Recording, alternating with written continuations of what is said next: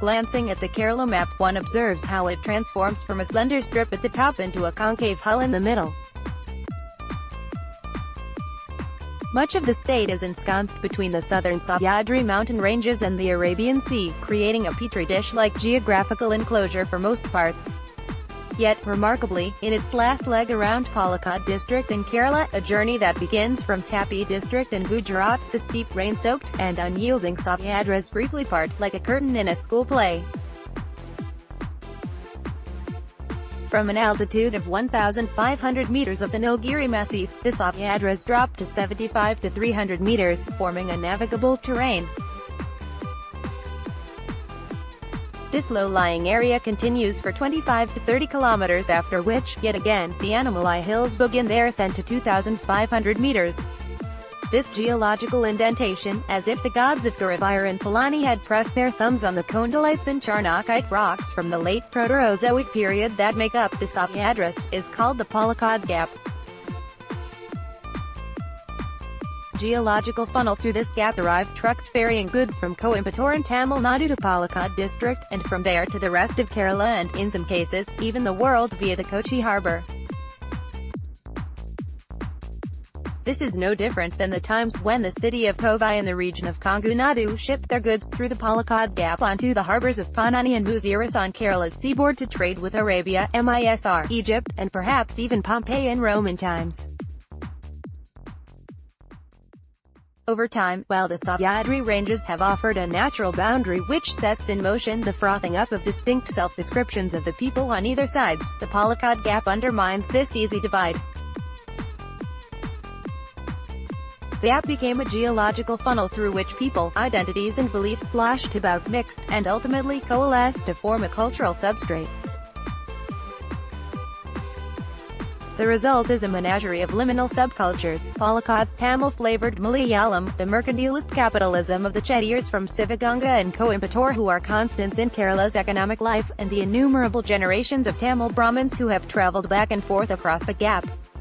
An entire economic system revolves around the breeding and rearing of the Kangayam bullocks, tough, lean, with majestic horns. They ferry goods at night from towns in Palakkad such as Thadamangalam and Collingwood, trundling, snorting, ambling, with a lantern tucked under the cart, all the way to Udumalapetta, Pollachi, and ultimately Coimbatore and Tamil Nadu.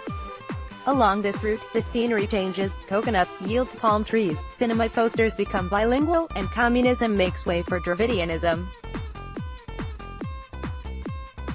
Watching this world of in-betweens closely forces a recognition that where boundaries begin or end transcends a line on a map, the accoutrements of governmental fiat, or even language itself. In fact, the idea of a border is harder to pin down the more one investigates it. Demarcations and taxonomies thrive happily in our minds, often with little resemblance to the lived worlds that they seek to describe. This said, instances such as the Palakkad Gap where geography explicitly provides channels to facilitate communication is rare. In fact, the opposite is the norm. Adam Ferguson, a contemporary of Adam Smith and the other great influence in the Scottish Enlightenment, argued that it was only by closing out the rest of the world and particularly one's neighbors, by turning them into barbarians in our minds, that societies in all stages of development could keep their internal coherence. Where do boundaries end?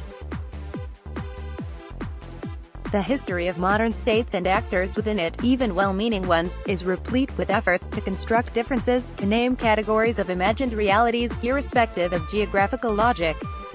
In India, like elsewhere, boundaries drawn in the name of politics or language or idealized identities haven't always coincided neatly with lived realities or imagination. Subverting the furies of the language agitation of the 1960s, the Marathi writer D. Gambar Makashi wrote, rather evocatively, that the boundaries of Maharashtra end not on a map, but wheresoever the worship of Lord Vithla of Pandharpur comes to an end. His point is not a theocratic one, wherein India is reduced to a fiefdom of gods, but rather to recognize that people experience differences and cohesiveness in ways that needn't be as the state mandates. In fact, the consequences of state mandates can be dire.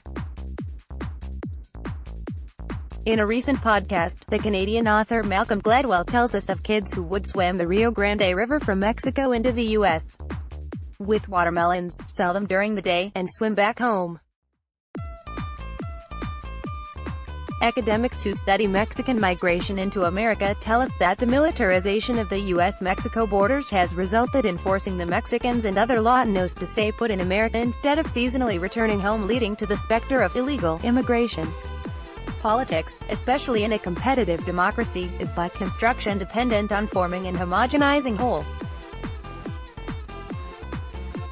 Yet, the lived reality underneath each of these differences, mandated from above, or from non-local sources, often belies any claim to an overarching homogeneity.